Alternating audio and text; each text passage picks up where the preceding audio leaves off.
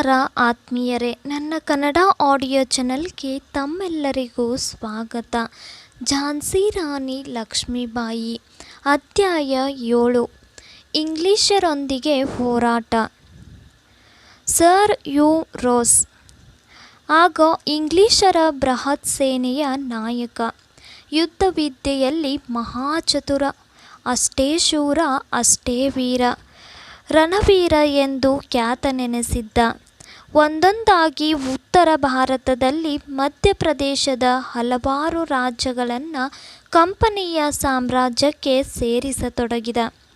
ಅವನ ಕುದೃಷ್ಟಿ ಝಾನ್ಸಿ ಕೋಟೆಯ ಕಡೆ ಇತ್ತು. ಝಾನ್ಸಿ ರಾಣಿಯ ಶೌರ್ಯ ಸಾಹಸಗಳ ಜೀವಂತ ಕಥೆಗಳು ಅವನನ್ನು ರೇಗಿಸಿದ್ದವು. ತನ್ನ ಅಪಾರ ಸೈನ್ಯದೊಂದಿಗೆ ಝಾನ್ಸಿಯ ಕಡೆ ಧಾವಿಸಿದ. ಝಾನ್ಸಿ ತಲುಪಲು ಇನ್ನೂ 10-12 ಮೈಲಿಗಳ ಫಾಸಲೆ ಇದ್ದಂತೆಯೇ ಒಂದು ಪತ್ರ ಬರೆದು ಕಳುಹಿಸಿದ. ನೀವಾಗಿ ನಿಮ್ಮ ದಂಡನಾಯಕರೊಂದಿಗೆ ಬಂದು ಶರಣಾಗಿ ನಿಮ್ಮ ಕನಿಷ್ಠ ಸೇನಾ ಬಲವನ್ನು ವೃಥಾ ಕುಗ್ಗಿಸಿಕೊಳ್ಳಬೇಡಿ. ರಾಣಿಗೆ ಎಂದಾದರೊಂದು ದಿನ ಇಂಗ್ಲಿಷರು ತನಗೆ ಇಂತಹ ದ್ರೋಹ ಬಗೆಯುವರೆಂಬ ವಿಚಾರ ಈ ಮೊದಲೇ ಮನವರಿಕೆ ಆಗಿತ್ತು. ಇವರೆಲ್ಲರನ್ನ ಎದುರಿಸಲು ಪೂರ್ವ ಸಿದ್ಧತೆಗಳನ್ನು ಮೊದಲೇ ಮಾಡಿಕೊಂಡಿದ್ದಳು. ಪತ್ರವನ್ನು ಓದಿಕೊಂಡ ನಂತರ ತಂದಿದ್ದವರ ಮುಂದೆಯೇ ಹರಿದೆಸೆದು ಬಂದಿದ್ದವರ ಮುಖಭಂಗ ಮಾಡಿ ಕಳುಹಿಸಿದಳು. ತನ್ನ ಕಡೆಯ ಸೇನಾ ನಾಯಕರನ್ನು ಕರೆಯಿಸಿ ಸೂಕ್ತ ಸಮಾಲೋಚನೆ ನಡೆಸಿದಳು. ತನ್ನ ಸೇನಾ ಸೋದರರ ಮಧ್ಯೆ ಮಧ್ಯಾಹ್ನದ ಸೂರ್ಯ ನಿಂತು ವೀರವಾಣಿಯನ್ನು ಮೊಳಗಿಸಿದಳು. ಸೋದರರೇ, ಕೃತಜ್ಞರಾದ ಇಂಗ್ಲಿಷರಿಗೆ ನಾವು ಮಣಿಯುವುದು ಬೇಡ. ಎಂದಿಗೂ ಝಾನ್ಸಿ ನಮ್ಮದೇ. ಇಂಗ್ಲಿಷರ ಈ ಕಪಟ ನಾಟಕಕ್ಕೆ ನಾವು ಈಗ ನಮ್ಮ ಶೌರ್ಯ ಸಾಹಸಗಳ ಕೊನೆಯ ತೆರೆಯನ್ನು ಎಳೆಯಲೇಬೇಕಿದೆ. ರೋಸ್ ತನ್ನ ಅಪಾರ ಸೈನ್ಯಬಲದಿಂದ ಕೊಪ್ಪಿ ಈ ಕುಹಕ ಕೃತ್ಯಕ್ಕೆ ಇಳಿದಿರುವಂತಿದೆ. ಝಾನ್ಸಿಯ ಪ್ರಜೆಗಳಿಗೆ ತಮ್ಮ ಪ್ರಾಣಗಳಿಗಿಂತಲೂ ಸ್ವಾತಂತ್ರ್ಯವೇ ದೊಡ್ಡದು ಎಂಬ ಭವ್ಯ ಭಾವನೆ ಇರುವುದನ್ನು ರಣರಂಗದಲ್ಲಿ ಪ್ರದರ್ಶಿಸಬೇಕಾದ ಸುವರ್ಣ ಸಂದರ್ಭ ಈಗ ಸಂದಿದೆ. ತಾಯ್ನಾಡಿನ ರಕ್ಷಣೆಗಾಗಿ ರಕ್ತ ತರ್ಪಣವನ್ನು ತೊಟ್ಟಿಕ್ಕಿಸೋಣ. ನಾಡಿನ ಸ್ವಾತಂತ್ರ್ಯದ ಗರಿಮೆಯನ್ನು ಗುಡುಗಿಸೋಣ. ರಾಣಿಯ ಬಾಯಿಂದ ಬಂದ ಒಂದೊಂದು ಮಾತು ವೀರವಾಣಿಯಾಗಿತ್ತು.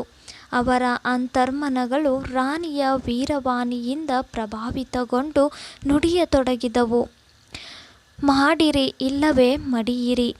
ಎಲ್ಲರೂ ತಮ್ಮ ಒರೆಯಲ್ಲಿ ಕತ್ತಿಗಳನ್ನು ಹೊರತೆಗೆದು ಪ್ರತಿಜ್ಞೆ ಮಾಡಿದರು. ನಾಡಿನ ಸ್ವಾತಂತ್ರ್ಯ ರಕ್ಷಣೆಗಾಗಿ ನಮ್ಮ ದೇಹದ ಒಂದೊಂದು ತುಂತುರು ರಕ್ತವು ಮೀಸಲು. ರಾಣಿ ಲಕ್ಷ್ಮೀಬಾಯಿ ಕಿ ಜೈ. ಒಕ್ಕೊರಲಿನ ಜಯಕಾರದ ಕೂಗು ಆಗಸವನ್ನೇ ಭೇದಿಸಿತು. ಝಾನ್ಸಿಯ ಕೋಟೆ ಸುಭದ್ರವಾದುದು. ಝಾನ್ಸಿಯ ನಗರದ ಪೂರ್ವದ ಕಡೆ ಒಂದು ಎತ್ತರದ ಪರ್ವತದ ಮೇಲೆ ನಿರ್ಮಿತವಾಗಿತ್ತು. ಎತ್ತರವಾದ ಕಲ್ಲಿನ ಗೋಡೆಗಳಿಂದ ಕೂಡಿದ ಸುಭದ್ರಿತ ಕೋಟೆ 16-26 ಅಡಿಗಳ ವಿಸ್ತಾರವಾದ ಅಗಲ. ಯುದ್ಧ ಕಾಲದಲ್ಲಿ ಸುಲಭವಾಗಿ ಮದ್ದುಗುಂಡುಗಳನ್ನು ತುಂಬಿದ ವಾಹನಗಳನ್ನು ನಡೆಸಿಕೊಂಡು ಹೋಗಬಹುದಿತ್ತು. ಕೋಟೆಯ ಗೋಡೆಗಳ ಬುರುಜುಗಳಲ್ಲಿ ತುಂಬ ಭಾರಿಯ ಪಿರಂಗಿಗಳು. ಬುರುಜುಗಳ ವಿಸ್ತಾರವೇನು ಕಡಿಮೆಯೇ? ಒಂದೊಂದು ಬುರುಜು 80 ಅಡಿ ಉದ್ದ, ಅಷ್ಟೇ ಅಗಲ, ಅಷ್ಟೇ ಎತ್ತರ. ಪಿರಂಗಿಗಳನ್ನು ಚಾಲನೆ ಮಾಡಿದಾಗ ಒಂದೇ ಬಾರಿಗೆ ಸಾವಿರಾರು ಮಂದಿ ಶತ್ರು ಸೇನೆಯನ್ನು ಸಂಹರಿಸಬಹುದಿತ್ತು. ಕೋಟೆಯ ಸುತ್ತ ಆಳವಾದ ಕಂದಕಗಳು. ಅವುಗಳನ್ನು ದಾಟಿ ಕೋಟೆಯನ್ನು ಪ್ರವೇಶಿಸುವುದು ಅತಿ ಪ್ರಯಾಸದ ಪ್ರಯತ್ನವೇ ಸರಿ. ಲಕ್ಷ್ಮೀಬಾಯಿಯ ಆಡಳಿತದ ಕಾಲದಲ್ಲಿ ಇಂತಹ ಸುಭದ್ರಿತ ಕೋಟೆ ಮತ್ತಷ್ಟು ಸುಭದ್ರತೆಯನ್ನು ಕಂಡಿತ್ತು. ವೀರರಾಣಿಯ ಬಳಿ ಸಾಹಸಿಗ ಸೈನಿಕರಿದ್ದರು. ಬಹುಸಂಖ್ಯೆಯಲ್ಲಿ ಆಫ್ಘನ್ ವೀರರು ಇದ್ದರು. ಸೇನೆಯ ಸಂಚಾಲನೆಯಲ್ಲಿ ರಾಣಿ ಲಕ್ಷ್ಮೀಬಾಯಿ ತುಂಬ ನುರಿತವಳಾಗಿದ್ದಳು. ಸೇನಾನಾಯಕ ನೇಮಕದಲ್ಲಿ ಅವರೆಲ್ಲರ ಪಾತ್ರಾಪಾತ್ರಗಳ ಬಗ್ಗೆ ಸಾಕಷ್ಟು ವಿವೇಚನೆಯಿತ್ತು. ಸೇನೆಯಲ್ಲಿ ಸ್ತ್ರೀಯರ ಸಂಖ್ಯೆಯು ಅಪಾರವೆನಿಸಿತ್ತು. ಪುರುಷರಷ್ಟೇ ಅವರೂ ಸಹ ಯುದ್ಧ ವಿದ್ಯೆಯಲ್ಲಿ ನಿಷ್ಣಾತರೆನಿಸಿದ್ದರು. ರಾಣಿಯ ತಿರಸ್ಕಾರ ರೋಸ್ ಅನ್ನು ಮತ್ತಷ್ಟು ರೋಷಗೊಳಿಸಿತು. 1856 ಮಾರ್ಚ್ 23ರಂದು ತನ್ನ ಬೃಹತ್ ಸೇನೆಯನ್ನೇ ಕೋಟೆಯ ಸುತ್ತಲೂ ನಿಲ್ಲಿಸಿದ. ಸಣ್ಣ ಪುಟ್ಟ ಬೆಟ್ಟಗುಡ್ಡಗಳ ಸಂದಿನಲ್ಲಿಯೂ ಪಿರಂಗಿಗಳನ್ನು ಇರಿಸುವ ವ್ಯವಸ್ಥೆ ಮಾಡಿದ್ದ. ಇಂಗ್ಲಿಷರು ರೋಸ್ನ ಅಪ್ಪಣೆ ಆದ ಕೂಡಲೇ ಪಿರಂಗಿಗಳಿಂದ ಕೋಟೆಯ ಕಡೆ ಮದ್ದುಗುಂಡುಗಳನ್ನು ಮಳೆಗರೆಸಿದರು. ರಾಣಿಯ ಸೈನ್ಯವು ಕಳಪೆಯೆನಿಸಿರಲಿಲ್ಲ. ತಾವೂ ಸಹ ಕೋಟೆಯ ಎತ್ತರದ ಗೋಡೆಗಳ ಮೇಲೆ ನಿಂತು ಇಂಗ್ಲಿಷ್ ಸೈನಿಕರ ಕಡೆ ತಮ್ಮ ಪಿರಂಗಿಗಳ ಮೂಲಕ ಅಷ್ಟೇ ಬಿರುಸಾಗಿ ಮದ್ದುಗುಂಡುಗಳ ಸುರಿಮಳೆಗೆಸೆದರು. ಇಂಗ್ಲಿಷರ ಕುಟಿಲತೆಯ ಯುದ್ಧ ವಿದ್ಯೆಯಲ್ಲಿ ನುರಿತ ಸೈನ್ಯವೂ ಸಹ ಕಂಗಾಲಾಯಿತು. ಗುಂಡಗಳ ಬೆಂಕಿಯ ಕಾರುವಿಕೆಯಿಂದ ಸುತ್ತಲೆತ್ತಲು ದಟ್ಟ ಹೊಗೆ ಮುಸುಕಿತು. ಮುಂದೇನಿದೆ ಎಂಬುದು ಸಹ ಯಾರೊಬ್ಬರಿಗೂ ಕಾಣಿಸಿಕೊಡುತ್ತಿರಲಿಲ್ಲ. ಬ್ರಿಟಿಷರ ಬಹಳಷ್ಟು ಕೆಂಪು ಕೋತಿಗಳು ಕೊಲ್ಲಲ್ಪಟ್ಟವು. ಇಂಗ್ಲಿಷರ ಕಡೆಯ ಬಲವಾದ ಪಿರಂಗಿಗಳಿಂದ ಹೊರಬರುತ್ತಿದ್ದ ಮದ್ದುಗುಂಡುಗಳು ಕೋಟೆಯ ಹಲವೆಡೆ ಗೋಡೆಯನ್ನು ಶಿಥಿಲಗೊಳಿಸಿದವು. ಇಷ್ಟಾದರೂ ರಾಣಿಯ ಪ್ರೋತ್ಸಾಹ ವೀರ ನುಡಿಗಳು ಝಾನ್ಸಿ ಸೈನಿಕರನ್ನು ಪ್ರಾಣಪಣದೊಂದಿಗೆ ಕಾದಾಡಲು ಮುನ್ನುಗ್ಗಿಸುತ್ತಿದ್ದವು. ವಾರಗಟ್ಟಲೆ ಭೀಕರ ಯುದ್ಧ ಮುಂದುವರಿಯಿತು. ಕೋಟೆಯೊಳಗೆ ಪ್ರವೇಶಿಸಲು ದಾರಿಯೇ ಎಲ್ಲ ಕಡೆ ಶತ್ರು ಸೇನೆಗೆ ಕಾಣಲಿಲ್ಲ. ದುರ್ವಿಧಿಯ ಕೈ ಚಳಕವೋ ಎಂಬಂತೆ ಒಬ್ಬ ನಯವಂಚಕನಿಂದ ಇಂಗ್ಲಿಷರಿಗೆ ಕೋಟೆಯೊಳಗೆ ಪ್ರವೇಶಿಸುವ ಗುಪ್ತಮಾರ್ಗ ತಿಳಿದುಹೋಯಿತು. ರೋಸ್ ಕೂಡಲೇ ಆ ದಿಕ್ಕಿನಲ್ಲಿ ಸೇನೆಯನ್ನು ಅಟ್ಟಿದ. ಸೈನಿಕರು ಗುಪ್ತ ದ್ವಾರದ ಕಡೆ ಪಿರಂಗಿಗಳನ್ನು ಜೋಡಿಸಿ ಗುಂಡುಗಳನ್ನು ಹಾರಿಸತೊಡಗಿದರು. ತತ್ಫಲವಾಗಿ ಕೋಟೆ ಬಹಳಷ್ಟು ಶಿಥಿಲವಾದುದೇ ಅಲ್ಲದೆ ಝಾನ್ಸಿಯ ಅಸಂಖ್ಯಾತ ಸೈನಿಕರು ಹುತಾತ್ಮರಾದರು. ಯುದ್ಧ ಮಾರ್ಚ್ 3ರವರೆಗೂ ಒಂದೇ ಸಮನೆ ಮುಂದುವರಿಯಿತು. ರಾಣಿಯ ಸೈನಿಕರು ವೀರಶೂರ ಯೋಧರು ನಿಜ, ಆದರೆ ಇಂಗ್ಲಿಷ್ ಸೈನ್ಯದಷ್ಟು ಪ್ರಶಿಕ್ಷಿತರೆನಿಸಲಿಲ್ಲ. ರಾಣಿಯ ಕಡೆ ಬಹಳಷ್ಟು ಸೈನಿಕರು ಹತರಾದರು. ಲಕ್ಷ್ಮೀಬಾಯಿ ಆಗಲೂ ಧೃತಿಗೆಡದೆ ರಣಚಂಡಿಯಂತೆ ಇಂಗ್ಲಿಷರ ಅಪರಿಮಿತ ಸೇನೆಯ ನಡುವೆ ಮಹಾಭಾರತದಲ್ಲಿ ಕುರುಕ್ಷೇತ್ರದಲ್ಲಿ ಅಭಿಮನ್ಯುವಿನಂತೆ ಕಾದಾಡುತ್ತಲೇ ಮುಂದೆ ಸಾಗಿದಳು. ನಿದ್ರಾಹಾರಗಳಿಲ್ಲದಿದ್ದರೂ ಆಯಾಸಗೊಂಡಿದ್ದರೂ ಇಂಗ್ಲಿಷರನ್ನು ಹಿಮ್ಮೆಟ್ಟಿಸುವ ಛಲ ಅವಳನ್ನು ಮುನ್ನಡೆಸುತ್ತಿತ್ತು. 18 ದಿನಗಳು ಉರುಳಿ ಹೋದವು.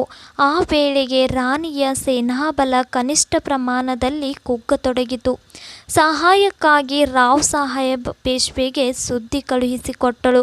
ಆತನ ಸೇನಾನಾಯಕ ತಾತ್ಯಾ ಟೋಪಿ ಕೂಡಲೇ 20,000 ಸೈನ್ಯದೊಂದಿಗೆ ಝಾನ್ಸಿಯ ಕಡೆ ಧಾವಿಸಿದ. ತಾತ್ಯಾನ ಸಾಹಸ ಗಾಥೆಗಳನ್ನು ಇಂಗ್ಲಿಷ್ ಸೇನಾನಾಯಕರು ಸಾಕಷ್ಟು ಕೇಳಿದ್ದರು. ಈಗ ಆತನೇ ತನ್ನ ಅಪಾರ ಸೇನಾಬಲದೊಂದಿಗೆ ತಮ್ಮ ಕಡೆ ಧಾವಿಸಿ ಬರುತ್ತಿರುವ ವಿಷಯವನ್ನು ತಿಳಿದು ರೋಸ್ ಕೂಡ ಭಯಗೊಂಡ. ಅವರು ಬರುವ ದಾರಿಯಲ್ಲಿ ಪಿರಂಗಿಗಳನ್ನು ಹುದುಗಿಸಿಟ್ಟು ಬರುತ್ತಿದ್ದಂತೆ ಹಠಾತ್ತನೆ ರೋಸ್ನ ಕಡೆಯ ಸಿಪಾಯಿಗಳು ಮದ್ದುಗುಂಡುಗಳನ್ನು ಬಿರುಸಾಗಿ ಹಾರಿಸಿದರು. ಇಂತಹ ಹಠಾತ್ ಆಕ್ರಮಣದಿಂದ ತಾತ್ಯಾನ ಕಡೆ ಬಹಳಷ್ಟು ಮಂದಿ ಸಿಪಾಯಿಗಳು ಹತರಾದರು. ತಾತ್ಯಾನನ್ನು ಸೆರೆ ಹಿಡಿದರು. ಆಗ ಲಕ್ಷ್ಮೀಬಾಯಿ ಆಗಲೂ ಎದೆಗುಂದಲಿಲ್ಲ, ಹಿನ್ನಡೆಯಲಿಲ್ಲ. ಅರೆಕ್ಷಣ ದುರ್ವಿಧಿಯ ಆಟಕ್ಕಾಗಿ ಮನನೊಂದರೂ ತನಗೆ ತಾನೇ ಧೈರ್ಯ ತುಂಬಿಕೊಳ್ಳಲು ನೊಂದ ಮನಸ್ಸನ್ನು ಕಲ್ಲು ಮಾಡಿಕೊಂಡು ತನ್ನನ್ನು ಹಿಂಬಾಲಿಸುತ್ತಿದ್ದ ಅಳಿದುಳಿದ ಸೇನೆಯೊಂದಿಗೆ ಇನ್ನಷ್ಟು ಹುರುಪು ಹಾಗೂ ವೀರಾವೇಶದಿಂದಲೇ ಕಾದಾಡತೊಡಗಿದಳು. ಇಲ್ಲಿ ಇಂಗ್ಲಿಷ್ ಸೈನಿಕರು ವಾದರೂ ಕೋಟೆಯೊಳಗೆ ಪ್ರವೇಶಿಸುವುದರಲ್ಲಿ ಯಶಸ್ಸು ಕಾಣುತ್ತಾ ಬಂದರು. ಅಭದ್ರವೆನಿಸಿದ ಕೋಟೆಯನ್ನು ಮದ್ದುಗುಂಡುಗಳ ಸುರಿಮಳೆಯಿಂದ ಭೇದಿಸುತ್ತಾ ಸಾಕಷ್ಟು ಬಿರುಕುಗಳನ್ನು ಮಾಡಿ ಶಿಥಿಲಗೊಳಿಸತೊಡಗಿದರು. ಆಗಲೂ ಝಾನ್ಸಿಯ ಕಡೆ ವೀರ ಸೈನಿಕರು ವೀರಾವೇಶದಿಂದಲೇ ಕಾದಾಡುತ್ತಾ ಬಂದರು. ಕಾಲ್ಟೀಯ ಬಳಿ ಪೇಶ್ವೆಯ ಸೈನ್ಯ ಆಂಗ್ಲರ ಸೈನ್ಯವ್ಯೂಹದಲ್ಲಿ ಭೇದಿಸಲು ತುಂಬ ಯತ್ನಿಸಿತು. ಆದರೆ ಶತ್ರು ಸೈನ್ಯದ ಯುದ್ಧ ಕುಶಲತೆಯ ಮುಂದೆ ಆ ಸೈನ್ಯವೂ ಸಹ ನಿಲ್ಲಲಾರದೆ ಹಿಮ್ಮೆಟ್ಟತೊಡಗಿತು. ರೋಸ್ ತನ್ನ ಸೈನ್ಯದಲ್ಲಿ ಬಹಳಷ್ಟು ಸೈನಿಕರು ಹತರಾದರು. ಹಿಂಜರಿಯದೆ ರಾಣಿಯಂಥ ಹೆಣ್ಣಿಗೆ ಶರಣಾಗತನಾಗಲು ಬಯಸದೆ ಶತಾಯಗತಾಯ ತನ್ನ ಅಪಾರ ಸೈನ್ಯವನ್ನು ಯುದ್ಧರಂಗಕ್ಕೆ ರವಾನಿಸುತ್ತಲೇ ಬಂದ.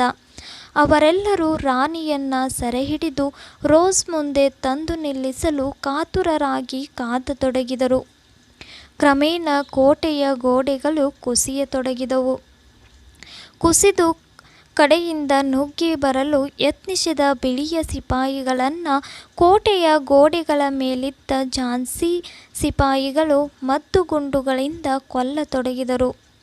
ಅಷ್ಟರಲ್ಲಿ ಇಂಗ್ಲಿಷರ ಸೇನೆ ಪ್ರಯತ್ನದಿಂದ ಕೋಟೆಯ ಒಂದು ಭಾಗವನ್ನು ಪೂರ್ತಿ ವಶಪಡಿಸಿಕೊಂಡು ತಾವು ಶೌರ್ಯದಿಂದಲೇ ಕಾದಾಡತೊಡಗಿದರು. ರೋಸ್ ಸೇನೆಯನ್ನು 3 ಭಾಗಗಳಾಗಿ ವಿಂಗಡಿಸಿದ. ಒಂದೊಂದು ಭಾಗಕ್ಕೂ ಒಬ್ಬೊಬ್ಬ ಪರಾಕ್ರಮಿ ಎನಿಸಿದ್ದ ಸೇನಾನಾಯಕನನ್ನು ನೇಮಿಸಿದ. 3 ಕಡೆಯಿಂದ ಶತ್ರು ಸೇನೆ ನುಗ್ಗಬರತೊಡಗಿತು.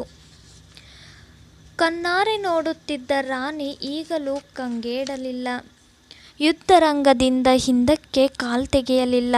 ರಣಚಂಡಿಯಂತಾಗಿ ಹೋರಾಡತೊಡಗಿದಳು. ಆಕೆಯ ಕಡೆಯ ಅತಿ ಕಮ್ಮಿ ಸೈನಿಕರು ಸಹ ಪ್ರಾಣಭಯವಿಲ್ಲದೆ ಕಾದಾಡತೊಡಗಿದರು. ಕೋಟೆಯ ದಕ್ಷಿಣ ಭಾಗವು ಆಂಗ್ಲರ ವಶವಾಯಿತು. ರಾಣಿ ಈಗಲೂ ನಿರ್ಭೀತಿಯಿಂದ ಅಫ್ಘಾನ್ ಸೈನಿಕರು ತನ್ನ ಬೆಂಬಲಕ್ಕೆ ತೆಗೆದುಕೊಂಡು ಶತ್ರುಗಳ ತಲೆಗಳನ್ನು ತನ್ನ 2 ಕೈಗಳ ಕತ್ತಿಗಳಿಗೆ ಆಹುತಿ ತೆಗೆದುಕೊಂಡು ರಕ್ತದ ಸ್ನಾನ ಮಾಡಿಸಿದಳು.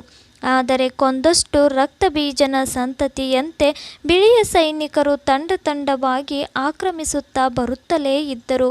ಕೋಟೆಯ ಗೋಡೆ ಹತ್ತಿ ಬಿರ್ಜಾ ಕಡೆಯ ಗೋಡೆಯನ್ನು ವಶಪಡಿಸಿಕೊಂಡರು. ಈಗ ರಾಣಿಯ ಕಡೆ ಸೈನಿಕರೇ ಅಲ್ಲ, ಮದ್ದುಗುಂಡುಗಳು ಮುಗಿದು ಹೋದವು. ಶತ್ರು ಸೇನೆ ಪಿರಂಗಿಗಳೊಂದಿಗೆ ಯುದ್ಧ ಮಾಡುತ್ತಿದ್ದರೆ ರಾಣಿಯ ಕಡೆಯವರು ಕೇವಲ ಗತ್ತಿಗುರಣಿಗಳಿಂದಲೇ ಕಾದಾಡಬೇಕಾಯಿತು. ನೆರೆಹೊರೆಯ ಯಾವ ರಾಜಪುತ್ರ ರಾಜರ ನೆರವು ಆಕೆಗೆ ದೊರೆತಿರಲಿಲ್ಲ. ದೊರೆಯುವುದಾದರೂ ಹೇಗೆ? ಒಂದಲ್ಲ ಒಂದು ರೀತಿಯಲ್ಲಿ ಎಲ್ಲ ರಾಜ್ಯಗಳನ್ನು ಆಂಗ್ಲರು ಕಸಿದುಕೊಂಡು ಕಂಪನಿ ಸರ್ಕಾರಕ್ಕೆ ಸೇರಿಸಿಕೊಂಡಿದ್ದರು. ಆಂಗ್ಲ ಸೇನೆ ಆಗ ನಿರಾತಂಕವಾಗಿ ಕೋಟೆಯೊಳಗೆ ನುಗ್ಗಿದರು.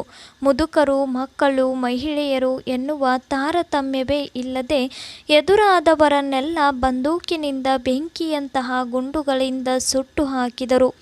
ಅಷ್ಟೇ ಅಲ್ಲ, ಕೋಟೆಯೊಳಗಿದ್ದ ಮನೆಗಳಿಗೆಲ್ಲ ಬೆಂಕಿ ಇಟ್ಟರು. ಗಂಡಸರು ಗುಂಡುಗಳಿಗೆ ಬಲಿಯಾಗುವ ಸಂದರ್ಭದಲ್ಲಿ ಅವರಿಗಿಂತಲೂ ಮೊದಲೇ ಅವರ ಹೆಂಡತಿಯರನ್ನು ಎದುರು ನಿಂತು ಗುಂಡೇಟಿಗೆ ಎದೆಕೊಟ್ಟು ತಮ್ಮ ಮುತ್ತೈದೆತನವನ್ನು ಉಳಿಸಿಕೊಳ್ಳತೊಡಗಿದರು. ಕೆಲವೇ ಕಾಲದಲ್ಲಿ ಕೋಟೆ ಸಂಪೂರ್ಣವಾಗಿ ಇಂಗ್ಲಿಷರ ವಶ ಆಗುವ ಸೂಚನೆಗಳು ರಾಣಿಗೆ ಹೊಳೆದುವು. ಅದೇ ವೇಳೆಗೆ ಸಂಜೆಗತ್ತಲು ಆವರಿಸತೊಡಗಿತು. ಕತ್ತಲೆಯಲ್ಲಿಯೇ ಸೈನಿಕರು ಹಾಗೂ ಸೇನಾನಾಯಕರನ್ನು ಯುದ್ಧ ನಿಲ್ಲಿಸಿ ಮೊದಲು ಅವರವರ ಪ್ರಾಣರಕ್ಷಣೆಯನ್ನು ಹೇಗಾದರೂ ಮಾಡಿಕೊಳ್ಳಲು ಅಪ್ಪಣೆ ಮಾಡಿದಳು. ತಾನು ಬೆಂಕಿಯಲ್ಲಿ ಬಿದ್ದು ಅಗ್ನಿ ಪ್ರವೇಶ ಮಾಡುವುದರ ಮೂಲಕ ಪ್ರಾಣವನ್ನು ತ್ಯಜಿಸಲು ನಿರ್ಧರಿಸಿದಳು. ಯಾರೊಬ್ಬ ಸೈನಿಕನು ರಾಣಿಯ ಮಾತಿಗೆ ಮನ್ನಣೆ ಕೊಡಲಿಲ್ಲ. ರಾಣಿಯನ್ನು ಬೆಂಕಿಗೆ ಬೀಳಗೊಡಲಿಲ್ಲ. ಕತ್ತಲಲ್ಲಿ ಕೋಟೆಯನ್ನು ದಾಟಿಸಿ ಅಲ್ಲಿಂದ ಪೇಶ್ವೆ ಸೈನ್ಯದ ರಕ್ಷಣೆಯಲ್ಲಿ ಬಿಡಲು ನಿರ್ಧರಿಸಿದರು. ಆತ್ಮೀಯರೇ, ಇನ್ನು ಮುಂದಿನ ಅಧ್ಯಯನವನ್ನು ಮುಂದಿನ ಭಾಗದಲ್ಲಿ ತಿಳಿಸ್ಕೊಡ್ತೀನಿ. ಧನ್ಯವಾದಗಳು.